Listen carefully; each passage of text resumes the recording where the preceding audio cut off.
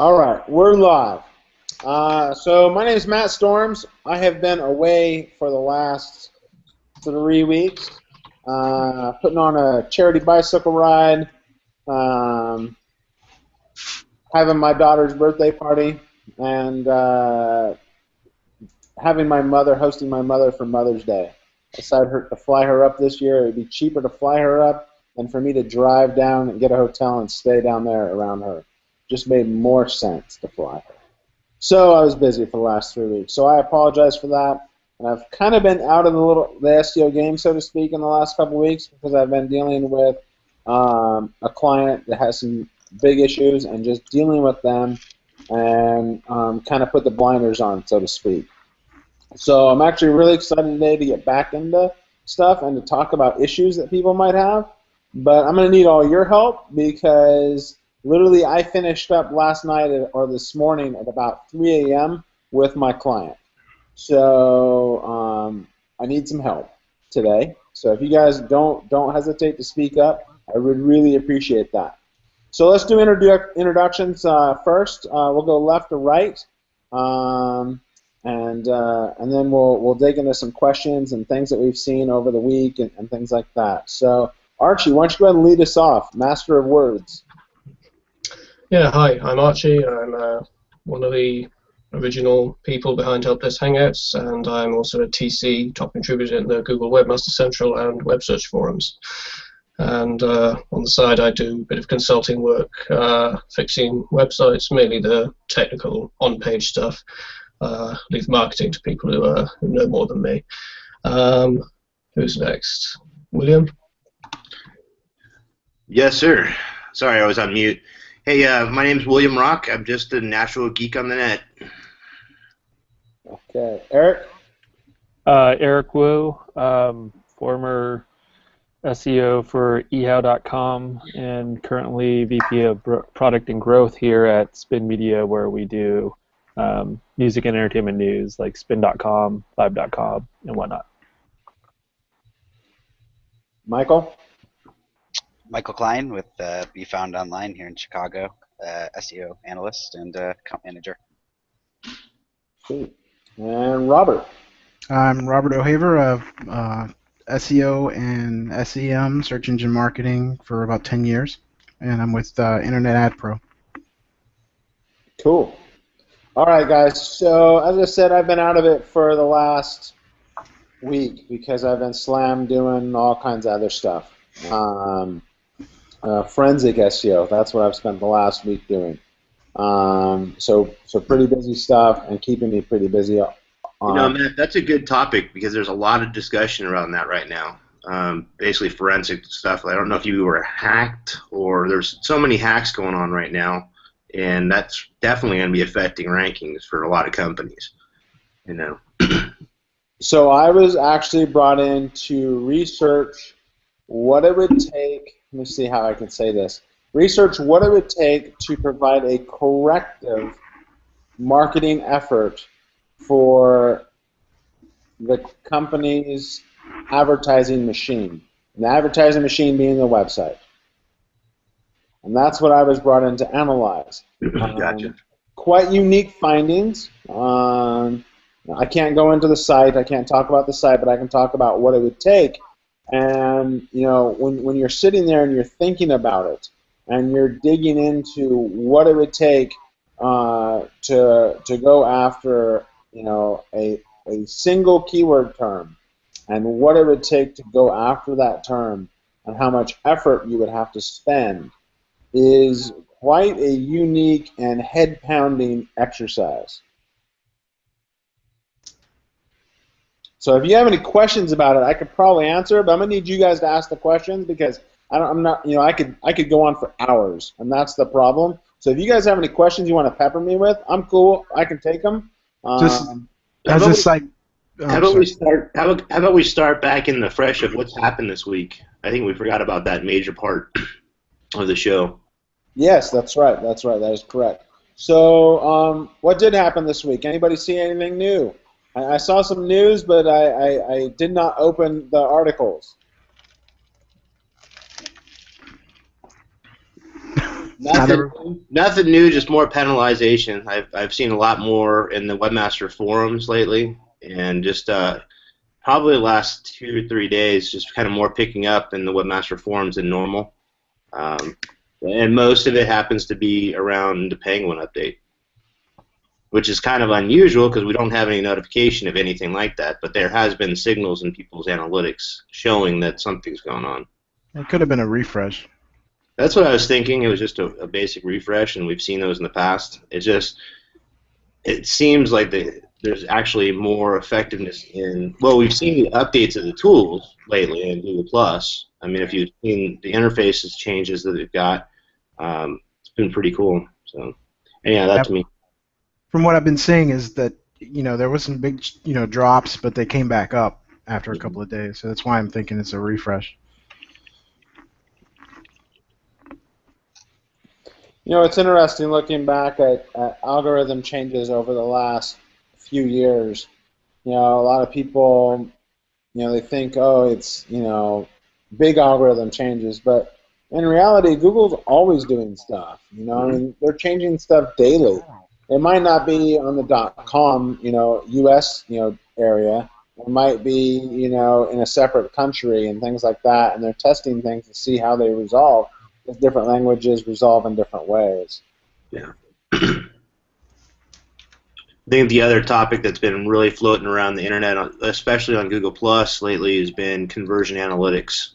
A lot more people are trying to get into understanding what that even is.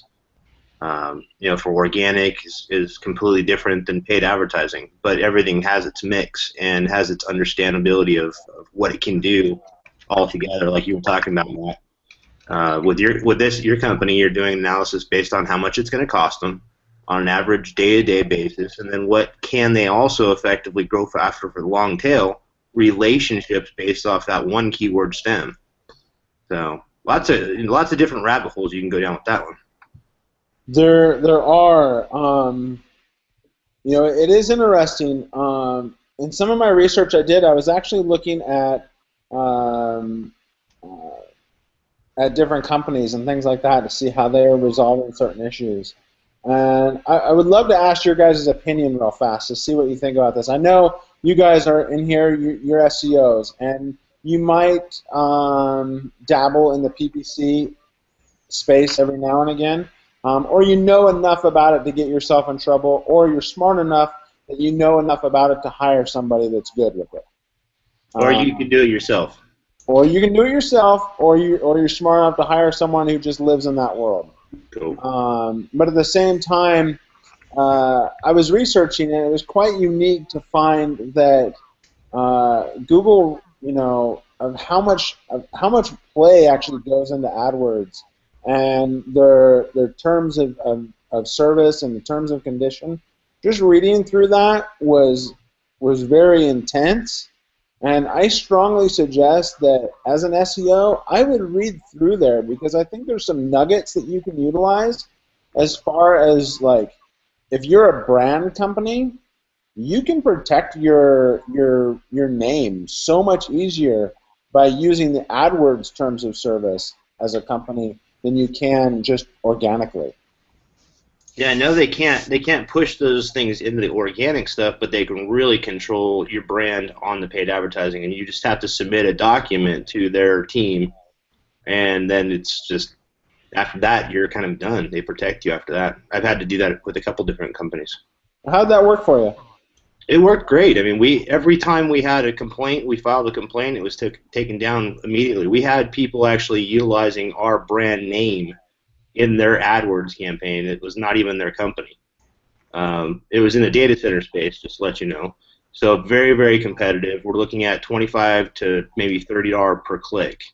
So very expensive keywords that will go through. People spend money on other people's campaigns. Wait. Was that for just the domain name? So like Helpdesk Hangouts, for example, right? So someone was a bid on Helpdesk Hangouts, and say Helpdesk Hangouts was a trademark name. Not really. Okay. Not really, because you've got a company brand. It's like Target. If Target basically has this letter that's sent into Google, anybody that's actually advertising Target in their ad copy can be penalized. Now, they can't still stop, from what I understand, at this time, I could be wrong, but we were able to understand from Google that they still cannot stop you from bidding on that word, but they can stop you from advertising with that word. From showing that word in your advertisement on the page. That's exactly the same situation that I had with a legal client too, William. It was the exact same thing and similar situation where they were extraordinarily high bids for those placements. It's crazy. That's the kind of space I normally work in. Is something where it's mostly about $15 and up keywords. A lot of companies I work with are a lot more than that, but the bigger brands that I work with are spending that much money on keywords, but they're getting the conversions. They weren't getting the conversions before, but now we're able to actually quantify our spend versus our conversion. So that's where a lot of the conversion analytics portions come into your Google Analytics profile, and all this tracking that Google gives you is just fantastic. And so many people complain about it. You got Webmaster Tools. It's going to tell you when you've dropped in impressions. You can definitely flag your website and say, oh, what happened here? And then tag it, note it in your analytics with a notation. Have a notation in your analytics saying what you found if it was something that's a possible drop in traffic, and maybe you guys did some marketing piece out there and it might have affected how your ranking is. Who knows?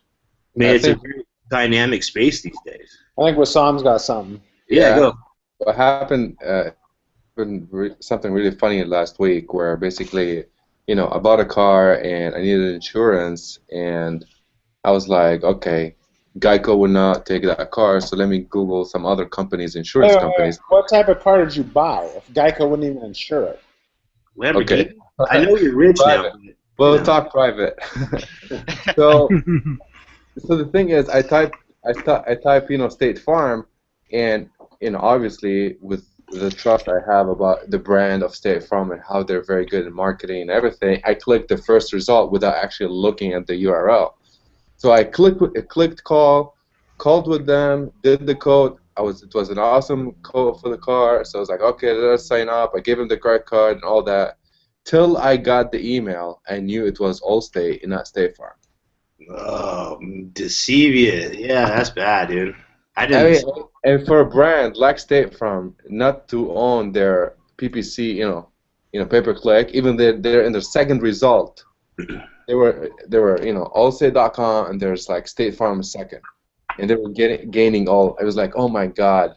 So it was like a man-in-the-middle attack almost. You've got a site that's supposed to look like the same site, like Bank of America attack, right? Actually, the Allstate.com, it have, in the mobile, you can create what they call it, call to action, which basically just call. Mm-hmm. And you can add the number, and they will directly call without going to the website. So I click, okay, that's awesome. Let me call. Mm-hmm. So I called and I That way you don't have to write down the number. Huh? That way you don't have to write down the number. Exactly. Yeah, exactly. So I called the number. I don't know. I wasn't. I don't know. There wasn't any introduction that says, we are Allstate. So you got straight to a call center is what you had. Yeah, I called. They gave me a code. We signed. I gave them the credit card, and I was like, seeing 3 emails from Allstate. It's like, what did I do? I have nothing with Allstate. So I was checking. I was like, oh my god, that was funny. Thanks for the experience and share on that one. That's cool. That's interesting that people are doing that, though. And I think it goes to prove that, clients are not clients, users. Users are going to blindly click, you go for a brand name and you assume. Yeah, you type in the brand name of any brand out there, and you blindly will click the very first listing. I mean, how many of us do that? Okay, and let me tell you. Let's say me, from my point of view, the thing is I got a cheaper code from Allstate than State Farm. But let's say I'm really my intent to go after State Farm, right? I want a State Farm insurance. What kind of experience that the user gave right now? Deceivance. It just deceived me. And at the end, it was like, here we go. The hard part with some is it's so easy to do. You've got these third-party tools out there that do A/B split testing, and they could be used for good, and they can be for bad. And you can easily if the user is not going to look at the URL, you can type in, Allstate or State Farm in the subdomain, and then whatever short URL they want to have to make it look like it's State Farm. The thing is, and while you're driving, when you're doing that thing, it's like you don't actually look at the URL. I mean, you have to see, okay, State Farm, it Googles it, goes to hit, call, and that's it, done. I mean, that's the whole experience about being mobile. Yeah. Sorry, I got to plug in, guys. No problem. Yeah, I think it really, it lays out. Users, when they're going for a brand name, they're going to blindly click the very first one. How many times do we do that? We just expect it. And we expect the brand name, if there's an ad there, we expect it as a user, just have the brand be number one, which is what's going to happen. It's natural. So let's ask the quietest guy I know anything he has seen this last week. Let's see. So I guess you guys have probably heard of this, although it might not be so relevant because I think everyone else is in the US. But I don't know if you've heard about the European court ruling on Google removing search results when they get asked to. Yeah, that's an interesting topic. Yeah. Yeah, a lot of people talking about that right now. Yeah. So let's dig into that a little bit. So for people who don't know, and I did read about it on a lunch break for a few minutes. I was pretty shocked and pretty saddened at the same time about the whole thing.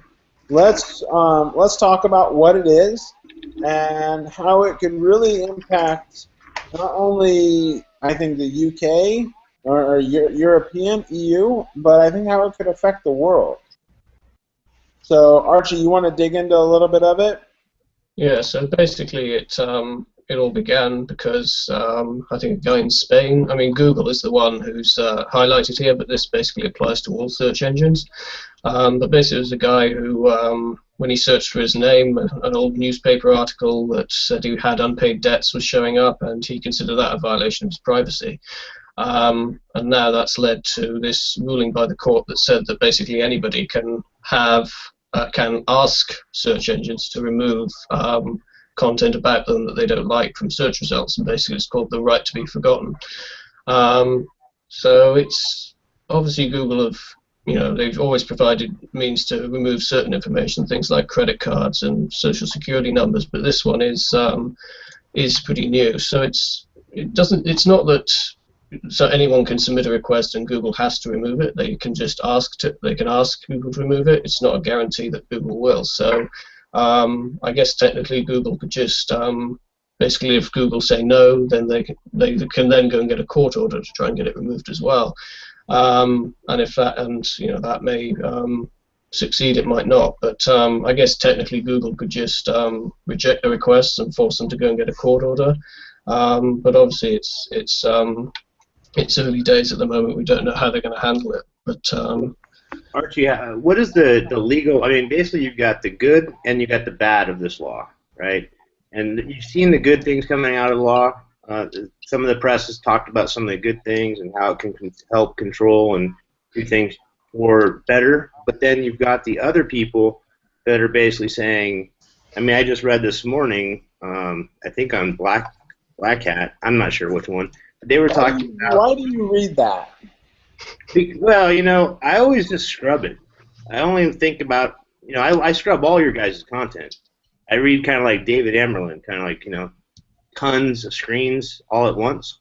Okay. But the data that I've actually gathered on this one is pretty disturbing because there's actually like a man in some place that in the UK and is asking for his file be removed because he's a child molester.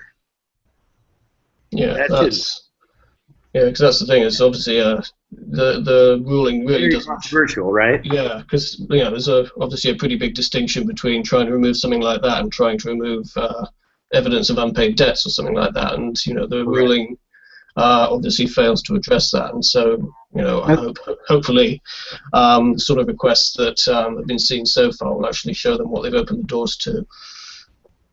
And that's one. It's on a case-by-case basis, of course. You know. What about net neutrality, guys? I mean, in the U.S. Well, I think we're kind of getting a little bit away from SEO. So let's always try to keep SEO. How is this going to affect SEO?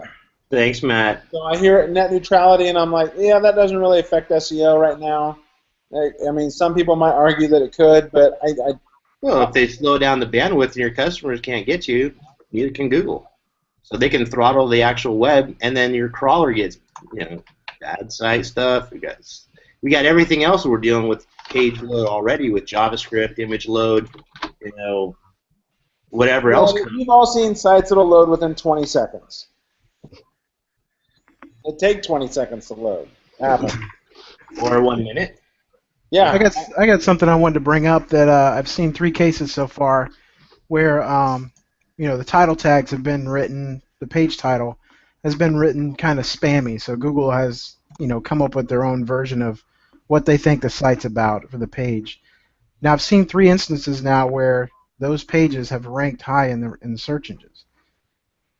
And wanted to get title tags. Yeah. But based on the ones that Google wrote for you? Not for me, but yeah. Sorry. So what you're saying is Google saw the original title tag as spammy, so then they rewrote it? Yeah, they dynamically write the title. I don't even write descriptions anymore. I let Google do the work for me. And some titles, I just have my H1 tag, and I let Google do what it wants for my own blog. I think the CMS will pull the title in there, but I could care less if that's what it is. Yeah, I haven't really been paying attention to that either, Matt. To be honest with you, you're right. I mean, Google already knows that stuff, and I've already done a couple different tests where I wasn't even using the tags and everything that they wanted me to use for reviews or photos or anything like that, or even authorship. Basic out of the box, maybe Joomla, ranking for the word pizza when you're in local Overland Park. So there is ways to utilize Google as its own with machine learning. That's where I think, Matt, you're going is you just let Google do its thing because it's going to be it's a machine learning algorithm. It's smarter than us. Yeah. So let it figure it out. The big thing for me is that if Google can optimize my title tag for me, you might call me inherently lazy, but I'm going to call myself inherently smarter than that. Yeah. Because I'm smart enough to think to say, hey, look, they know what people are looking for. If they can provide a rewritten page title to the user that will actually get the user to click on what I want, I'll let them do the work. Well, that's the thing I'm seeing is that they're very basic titles. Like, say they're selling bread. I mean, that's the title. That's what Google changed it to. Or the brand name and the bread. Well, then they don't have enough page content. There's not enough relevancy on the site that Google can pick up that is. I mean, look at your Google Webmaster tools and see what your relevant, what your queries are coming in. Well, no, I'm saying that's what Google's coming up with. Their actual title, it was spammed full of keywords, but it was pipe, keyword pipe, keyword pipe, and so I don't understand why they're ranking high. But I mean, if Google thinks a simple thing like a selection of bread. Pipes. Well, they took out the pipes. I think what you're trying to say is. What they did is cleaned up your title and just said bread versus bread, wheat bread, whole wheat, all these different types of bread. Right. And just like a keyword, you've got all the stem words of bread, relationship, it's bread. So that's its relevancy signal. Yeah, but I'm just curious, does Google actually find that I wouldn't click on it just because it says bread. I mean, I would want to know, Well, hopefully you've got a description tag more too. long tail type, Well, just like a paid advertising piece. I mean, in PPC, you have to detail your ad to figure out, okay, you're taking them to a landing page that's specifically for a particular theme and batch of keywords. Right. That landing page must be relevant to those keywords, or else you're penalized. you're still going to get the traffic. You're still going to get charged for it. But then your quality score goes down, correct? Right. So you only got 10 points in there. So if you can watch your quality score, you can start to see, hey, am I doing okay? Does Google see me okay? Because it's going to tell you in the paid advertising, but most people don't look at that. Yeah. You know, okay, you can take a quality score and you can say, oh, well, this is 4, and the ones that are really converting are 8. Well, that doesn't mean anything. Look at it as a page-by-page thing. Yeah, I guess what I was trying to get to is do we go off of what Google says, or do we try to rewrite that title tag in a more better, what we think is better? Well, if it still has pipes when it's actually presented to Google, I would remove the pipes. Right. But it still needs to make sense. And I mean, the thing you have to see is actually what is the previous title. I mean, probably you can tell me it's X, which is probably normal to you. It's like probably not normal for Matt or for William. Right. So I think it's case by case basis, and try to. I mean, I will send it private. I'll look at it. Yeah, send it to me as well. Well, it's not my website. It's a couple new clients. So I'm just curious as to why they're ranking high with such a simplistic, title. Maybe okay. Someone just going to use an example, right? Maybe it's a lawn and care company, and it's about grass care. Simple, and that's the thing. I mean, not all users want to have something that's super, confusing. They want to have something that's really easy. And think about it this way. I mean, sometimes you use the markup, but have nothing to do with ranking, right? And you can use the title and do whatever you want, but seeing it in the search result might not affect. Okay. It's not that one. Yeah. You need to focus on back to the bounce ratios. If you're sending traffic to that page and you see a high bounce ratio, there's something wrong with that page, right? We need to actually dial back and go, okay, what's wrong with this page? If we can't figure out what that problem is, we need to actually look at some other company, third party, to review the page and say, hey, what do you think? Or just get beta testers to walk through your site or that page and say, what do they think? What's your first initial?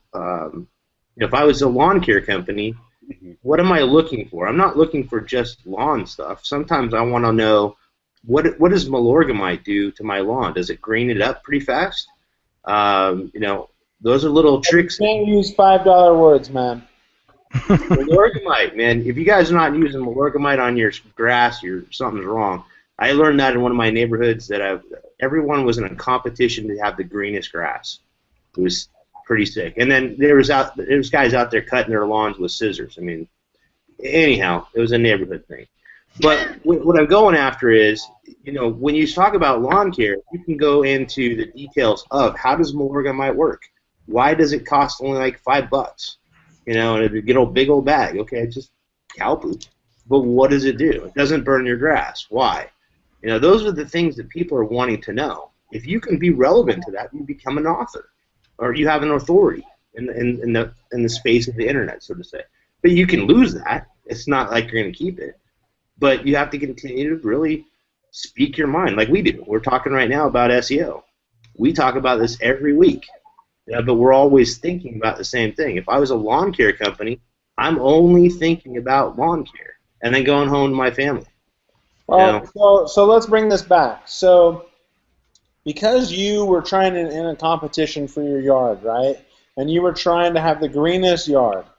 Well, if you're a guy who's searching to have the greenest yard, you're going to be looking for keywords like green yard, greenest yard, better grass, grass fertilizer. Your neighbor in competitions of grass growing. I don't know. There's all sorts of different ways you can. And you're going to be looking for short stuff. And so going back to what Robert was saying, your stuff is going to, you might have a really short title tag. It might just be grass maintenance. Well, what if it was fescue?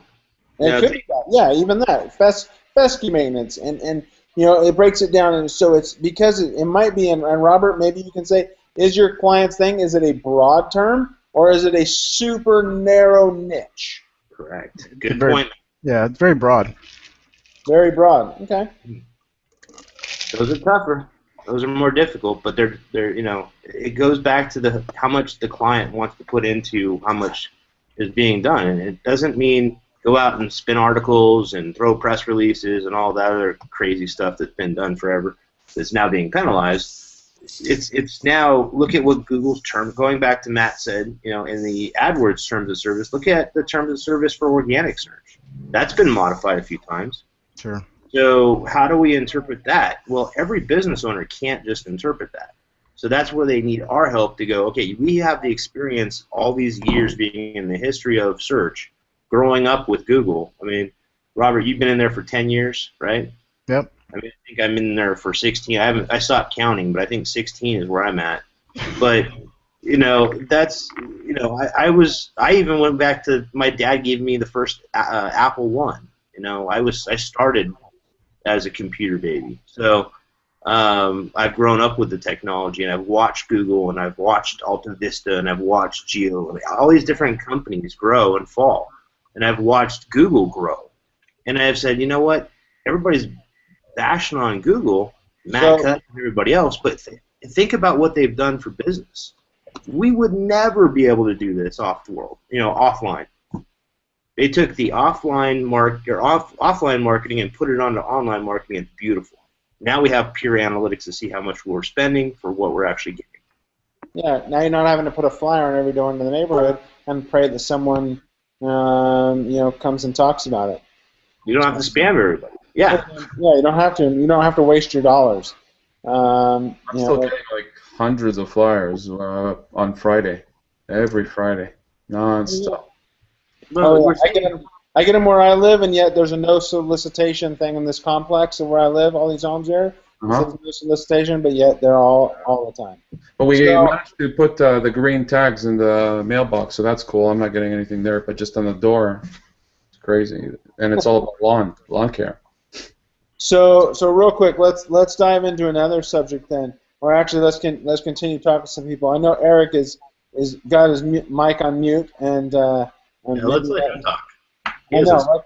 Let's ask Eric. Eric, have you seen anything this last week? And you can't shake your head and say no, because I know you've seen something.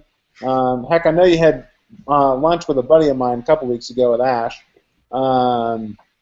And he told me afterwards, he's like, oh, yeah, he's like, I forgot to even say that I remembered you, but yeah, it was kind of funny. So anyways, what have you seen the last week or 2 weeks that has kind of piqued your eyes and things like that? You can't say nothing. Well, I've been kind of more heads down. I'm basically I'm prepping for SMX Advanced, so I'll be talking about Ajax crawlability in the new publishing world. How I've been basically digging into a lot of the JavaScript frameworks that people are using, like Angular, Ember, Backbone, and it's a growing trend. I mean, it's been around for a while, like a few years, but I feel like the web is getting more Ajaxified, and like infinite scrolling and all these other things, they're becoming more and more of a crawlability issue. And while like the trend is to use these new hotness frameworks, a lot of people aren't considering the SEO in it. So I've been kind of digging into that. So nothing like necessarily recent, but there's some interesting things around there, like people who are using these newfangled frameworks. You really just got to consider SEO. I mean, I don't know if I guess here's something that's recent that came out. I don't know if it's necessarily SEO related, but I was going to say, give us like a preview of what your talk is about. It's really about like how, like if you really want to know, it's like looking at like if you basically go to quartz.com, if people aren't familiar with qz.com, they're doing a lot of things right from an Ajax perspective. Like if you go and start at the top of their page and just start scrolling, you'll notice that the URL changes, and the page doesn't reload, right? That you can just keep on going and reading and reading. It provides a great user You experience. said Quartz or QZ.com? Well, it's QZ.com, but the publication is called Quartz. It's a branch of Atlantic Times Media. It's basically the Atlantic. It's a branch off of the Atlantic. It reminds me of the new Los Angeles Times. Dude, so, well, along those lines, like, I don't know if you guys saw just today, there's a leaked New York Times strategy doc. So it's like 100 pages. And if you're into, like, content marketing and audience development and growth hacking, you should read it.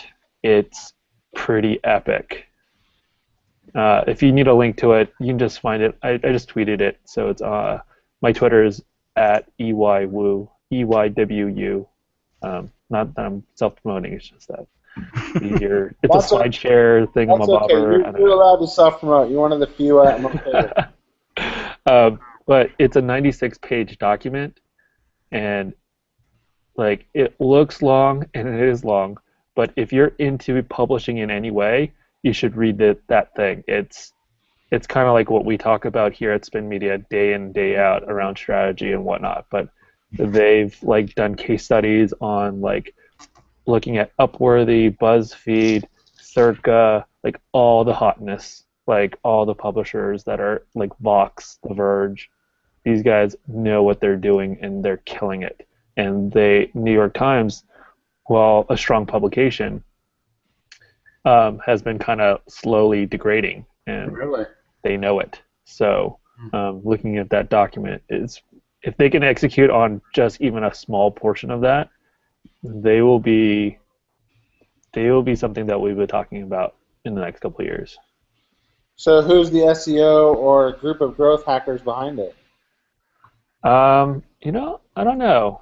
I don't know who's at the New York Times anymore. It used to be, it was, God, why am I blanking on his name? Simmons. I know what you're talking about. So, Eric, I got a question for you. Marshall Simmons. I don't know if he still advises for them, but he is like basically one of the OG SEOs before SEO was an SEO thing. So, Eric, I got a question for you. So, all right, so you said you posted it on Twitter, but why didn't you post it on Google+? It's on Google Plus too. All right, just making sure. Google.me/plus Eric Wu. It's a little bit longer. Just giving you a hard time, bud. You didn't want to double promote. I did not post it on LinkedIn though, because no one reads stuff on there. Well, Sam, you're awful quiet, man. What's going on with you? I'm reading. The seeing the doc right now. Is it searchengineland.com? There's Azure Roundtable, and as you can see, SDRoundtable.com. Screw that up. Where's Barry today? There's nothing good on there. Come on. Let's talk about like a style that actually a site that actually really kind of piqued my eyes the other day. Los Angeles Times redesigned their website. I don't know if any of you saw that. Yeah, I like to go look at publishing websites. I think that they're always trying to innovate. They're always trying to push boundaries. Newspapers, big newspapers, are always trying to push the boundaries as much as they can because, well, that's where all their money is really starting to become. Nobody reads a physical newspaper anymore. And I just wanted to get a sense of an idea of what you guys thought about the site. I like it. It's nice. It is responsive. Very basic. It's almost like they did it the smart way. They started small and then they went big. Yeah. And they focused on page speed. Yeah, definitely. Huge difference. They cloned QZ.com. Pretty much. Yeah, right. I mean, it feels a little bit more like a newspaper almost, like a traditional print newspaper in a way too, just in terms of look and feel. See, the infinite scrolling still like in the publishing sphere is like going crazy. Mm-hmm. Remember when we saw it? You showed it to me first. For I think Vibe used to do it. I don't know. I forgot. Yeah, we have it on Vibe. It's not so clean, so we're refangling it. But Mashable is like one of the first that did the infinite scroll from story to story. I mean, LA Times, it looks good. I mean, they're doing push date. They're not using like some of the other funkiness. It's a little clunky though. I mean, as I'm scrolling and it's doing the Ajax pull, it's like loading this section and like it's taking a long time to load. Yeah. One of the things that, again, not necessarily directly, and this is one of the part of the talks for like what I'm going to be talking about, is that the Ajaxification of stuff doesn't necessarily mean that like it has a direct impact in SEO, but it has secondary impacts, right? Like you have things where now the user is no longer quote unquote bouncing, right? You're improving the user experience, so it's keeping the user on. It's increasing your shares, increasing your ability to like reshare in like not in the social space, but also get picked up by bloggers and noticed by other people, emails, IM, all those other things. Also, like when you think about like reducing search refinements, it does that too, because now you're getting to the content much quicker.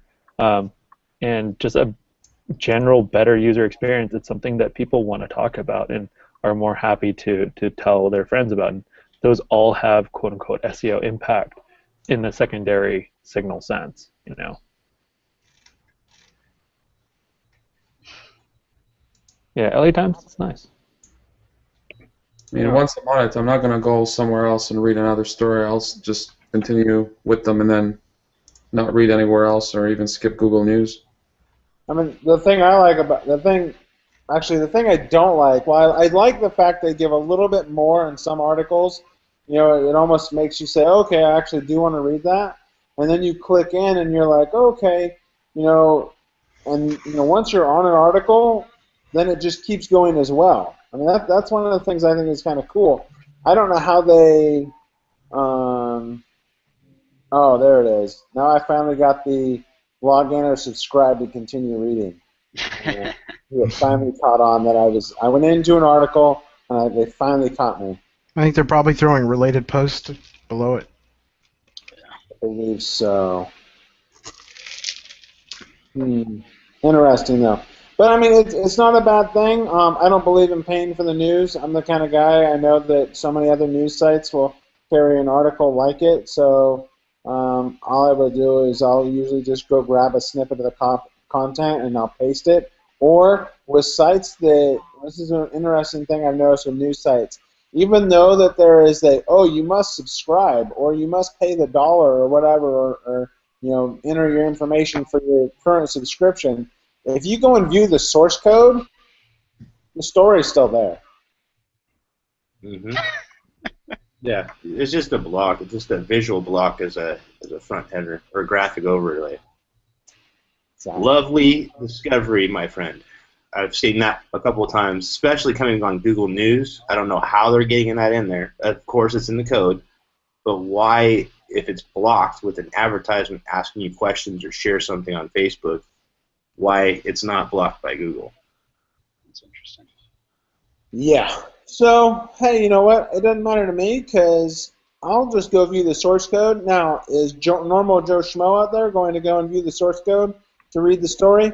Most people don't even know what the source code is. Like, people look at a website and they're just like, oh, that's the website. They don't understand, oh, if I right-click, I can see all and view source. There's so much stuff there, or use a shortcut to get there, and then they don't even understand what like a database is and all this type of stuff. They don't have a clue, and that's cool because developers aren't going to be developing for people that are like us in this Hangout who would just say, oh, I can guarantee I can find another way to read that story. Yeah.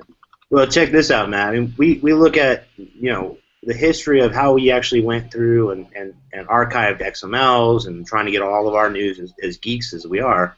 But now, I don't know, I don't even have to go out to like Webmaster World or, you know, or SEMrush or so any one of those places. I get my news on my wall. And then I can click into that and then go even further, and then I can choose not to go into it if I don't really care for it.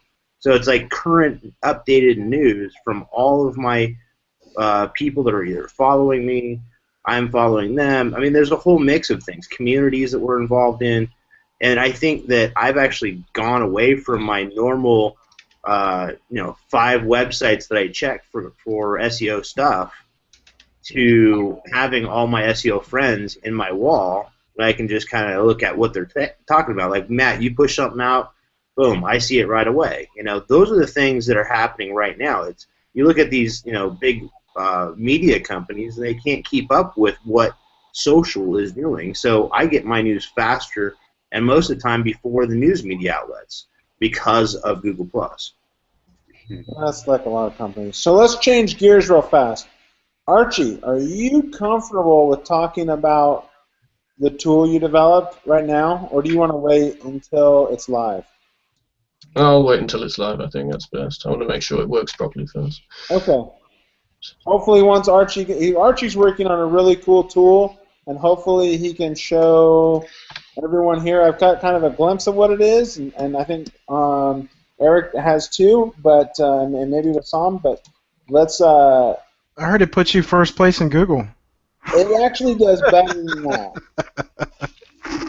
It does better than that. It helps users, I think 10,000 times more, especially when it comes to things like this. Great, so I'll stop paying all these other guys and pay Archie now. You know what? I think Archie might become a really enterprisingly decent WordPress plugin developer. If he's smart about it, I think he will. Archie, please keep your links out of your plugin. No, Archie, on the plugin, you need to include a link back to Helpdesk Hangout. There you go.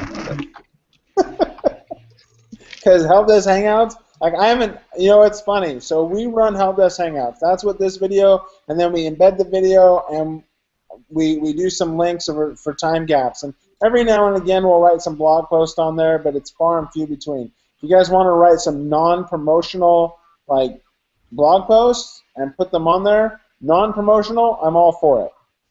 And I've never done any SEO for that. So if anybody here actually wants to go and tackle that pro bono and do some SEO for that, I'm willing to see what you want to do. To keep it good, and keep in mind that we're going to evaluate it as well. So we're going to look at that, and I think it might be kind of a cool thing. Maybe if we were to do that, if some of you are up for it, you want the challenge, and then we can evaluate. Beta test it. Yeah, and we can nitpick the strategy if you're cool with that. If someone has the cojones to step up to do that. You pointing to me, Wissam? All right. Well, maybe I might do it, but it's going to be a few months. I got a lot of other projects in there. Hey, yeah. I'll actually volunteer for something like that, but I'll just do an analysis and give you kind of a breakdown of what you're doing. Okay. But I don't know if I can actually fully commit to working on it. I'm just so busy. No. I wouldn't commit on working on it at all. I would just say let's do a general assessment. And like we do on Webmaster forums. I mean, we do those assessments all the time for people. So exactly. To do it for a friend, heck yeah, absolutely. Yeah, I have, and I don't think anyone has ever. I've never gone out and built a link.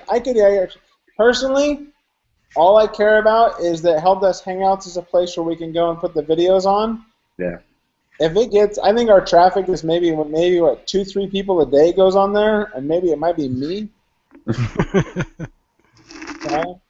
Well, they are attacking SEO sites, that's for sure. We've seen. Yeah, and so the thing is like I would love to start seeing more people do more pro bono stuff. Help. I know a lot of us make a lot of money in here. We've been doing a lot of charities though too. You can't forget a lot of us also do charity work. Let me finish my sentence. You didn't even wait for me. I know, sorry. So here's what I'm going to say. I know a lot of us here make a lot of money, and I know a lot of us here do a lot of really good stuff, and we help our clients. I know a lot of us here go and participate in the Webmaster Central and search forums and other forums out there. Archie, I know he's spent way more time than I have in the forums. Oh yeah. Except for when he's not in finals and out in Wales in the middle of nowhere where he doesn't even have anything. Because that does happen to him. He can attest to that. And so, I would love to see more people participating in the forums and helping people out. So if you can, if you want to spend 30 minutes today after this Hangout, go to the Google Webmaster forums, find 2 or 3 questions, and answer them. Help people out. It's only going to give you back some good karma. The cool thing is, it's not just karma. You actually can learn something from it, though. I mean, I think every time I jump into the forums and try to troubleshoot somebody's problem where they're really upset and they say, look, I've been hit by one of these algorithms. I don't know what, but all my traffic went away, and I'm going to have to lay off a lot of my staff. So that CEO is freaking out, and so he calls Google, and Google sends him to this forum, and so there's a lot of great TCs out there, but then there's a lot of great volunteers at the same time. They're all the same thing. TC volunteers all mix the same. By the way, you guys know that the wait time for Google to calling Google is 2 hours? I did that test last week. Yeah, I heard about that. It was like Google. I called Google, and while I was working, I just put it, put them on speakerphone, and that's it. Let the thing run. Yeah. So. Well, it depends on what level, I think. Still, I mean, I think Wassam's got something he wants to say because go for it. He had a good look on his face when you said that, Baruch. No, I actually was reading the New York Times leak that Eric shared. I was going and read it. I was like, what? It's pretty cool. Done. Wow. I mean, probably an 18th page. So that's pretty cool. All right. So we got about 9 minutes left. So let's do a quick round the room shot. Okay. So cool things you've seen last week. Me digging back through PPC for trademark infringement, brand name infringement, looking at bidding on branded keyword terms, things like that, and using that in your ad copy. Not in your keywords, because you can go after them in your keywords, but you can't go for the branded trademark term in the copy. Unless otherwise signed from the company itself, permission. Exactly, correct. All right. So since you spoke next, Robert, what have you seen the last week? Everything I've seen has already been mentioned. I guess we heard a little bit from Dwayne from Bing Webmaster Tools. There was a discussion there about about links. Okay.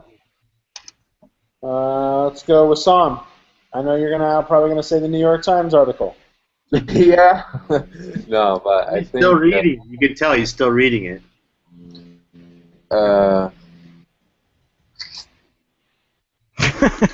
He's still reading. It's hard.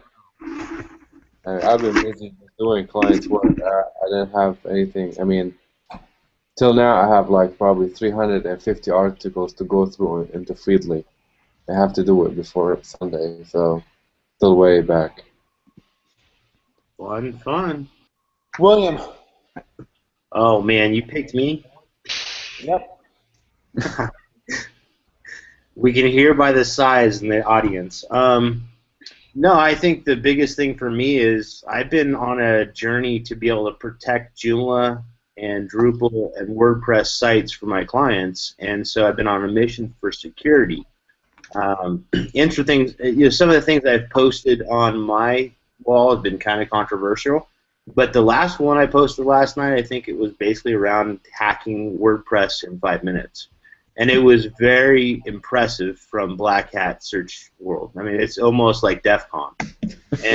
لو انت هون كمان بتحطها بتمك ولا بتشوفها بتنزلها على الطاولة، بس اذا في نسوان حواليك لو قايري كان على الصحن كان حطيته وعريته عرض. Sam, what?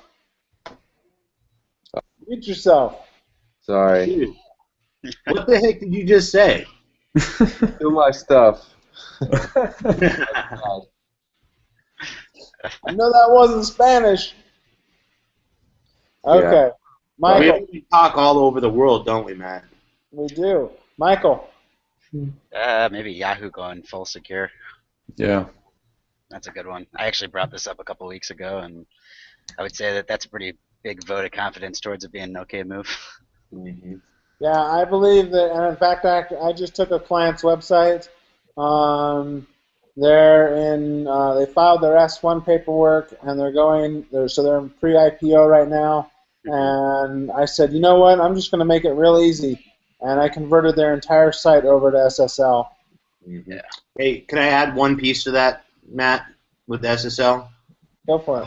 If you have a CMS running, you really need you're not selling anything, which is fine, but most people think that if they're selling a product, they need SSL. If you're logging into WordPress, Joomla, Drupal, any other CMS out there, you are still very vulnerable by Wi-Fi with everything else. If you log into your site, it's going to get opportunity to be hacked. So I would encourage most businesses that are watching this to kind of identify what vulnerabilities they may have on their servers before it's too late. That's smart. Very smart. Eric. Thanks, Michael. You're welcome. All right. What's up? Not very wet. Wow, Eric, come on. You got something to say. Come on, man. I'm reading the LA Times. What do you got? I'm reading the LA Times right now.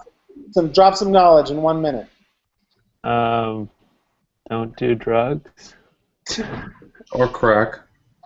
You know, you might end up like you look like you're on LA Times drugs. I think don't do drugs unless you're famous and want to get a lot of traffic. Yes. And then you end up on like whatwould-TylerDurgan-do.com? Yeah, or yeah. You could become mayor. Imagine what Google Spider is going to get out of this video. Yeah. All right. Well, I guess that's it for him. Baruch, what do you got? 1 minute. Well, I like what Barry was saying on his blog, where there was no Panda update, but I'm just seeing things coming back to where they were. I go through a lot of things throughout the day, and it's nice to see things come back. I mean, there was no update, so I don't understand why everybody went crazy on the forums for. Yeah. No. Well, they saw the one position page like first page number 9, and that is back to where it was 4 weeks ago. I mean, it's crazy move. All they have to do is look into their Webmaster tools, and they can see those drops and climbs, and it's so documented. It's awesome. But if you were to really study what's going on, and that's why we can help so many people, because we've been in this stuff. We love it. We have a passion for it, right? So. Okay, last person, Archie. Well, I guess related to, we've talked about SSL a bit, and this is really from a couple of weeks ago, but there were a lot of webmasters who reported receiving messages that their sites had an invalid SSL certificate. And basically it was just because their server was responding for HTTPS requests. So the gist of it is, if you are using HTTPS, it's something you need to fix. If you're not, it's not so much of an issue. But ideally, if you're not serving pages via HTTPS, get your hosting company to turn it off. But yeah, if you're not using it, don't worry too much. But Google have said they might have been a bit excessive with those messages, so I think they're working on cutting down on them. Well, it's funny that you say that, though, because the company that I recommended go HTTPS and everything, they got those messages. And then I had to explain it. I was like, dang it. Well, that goes back into another company, Security. I mean, if you look at that, it's a free scan. You can check your site to make sure it's not vulnerable. Then not get those messages, right? Yeah. Archie, I think you had something else. Well, that was about it. I guess the EU ruling is another interesting thing. It'll be interesting to see how that progresses. But yeah, I think that's about it from me. All right. Tell us one more thing about your tool. Go ahead, Baruch. No, I was saying to Archie, and tell us just a little bit something about your tool. It's not really SEO related. I mean, I only developed it for entirely selfish reasons to stop me having to spend an hour after every Hangout timestamping them, so I've just been trying to automate it. But I mean, I only really developed it for us to use to timestamp the Hangouts, but I guess it might be used to other people. So more of a transcription base? Is it? It's like a transcription. Yeah, that's basically what it is. Yeah. So it's beautiful. I'd love to see how look. it goes. I've been working with a medical transcription company, so I'd love to talk to you later about that. Cool. See, Archie, you might only think there's one application of it, but in reality, I think you have people who do video transcriptions, people who go to a conference and they're up there speaking for like an hour or 2 hours on a medical subject. You know, people are going to want to break that up and to watch that in chunks. They're not going to want to sit there through 2 hours or have to try to figure out when a guy started talking about something. I think that's going to be a really beneficial tool. I think hopefully, I think you can make a couple bucks selling on it. And Archie, you've been writing these things out manually for years now. I mean, years now, right? Yeah. I mean, at least almost 2 years. Yeah, it wasn't. I mean, it wasn't so much of a problem until I was too busy and I missed 4 or 5 weeks, and then obviously I have more to do. So I was just looking for a way to make it a bit easier. Obviously, it doesn't make that easy. I still have to go back and do that, but hopefully in the future it should. So you're finding a way to automate this, Archie. I don't want to bring out your tool too much, but I think is it more of an automation when it actually scrubs the actual video and then? Essentially, it's just a bit of JavaScript that runs a timer during the video, and basically you can just capture the timestamps and then just write the summary and then produce a report based on it, and then you just paste them into the YouTube video description or whatever. Can you also add the XML video feed to Google with that? Not at the moment, but I'll have to look into doing that. I would recommend that. It's amazing. That would be sweet. So now you don't have to sit through the entire John Mueller. You know what? Time saving on that portion is good. There are certain automation tools that work good, but then there are certain automation tools that are for the negative, right? We're always going to face those. But I think what Archie's after is really, like we said, Baruch, is basically, making it simplified. That's it. That's cool, Archie. That is really cool. Congrats. I'm here in the Hangout before everybody. I would want to be the first one to donate. Yeah, me too. I would totally donate, Archie. All right. So that being said, thank you very much. We will see you next Friday. Go outside, get off your computers, go play with your family and friends, and don't get on the computers this weekend. But if you can, go to the Google Webmasters forum and answer like 3 to 4 questions, and then go play outside. Even if you do 2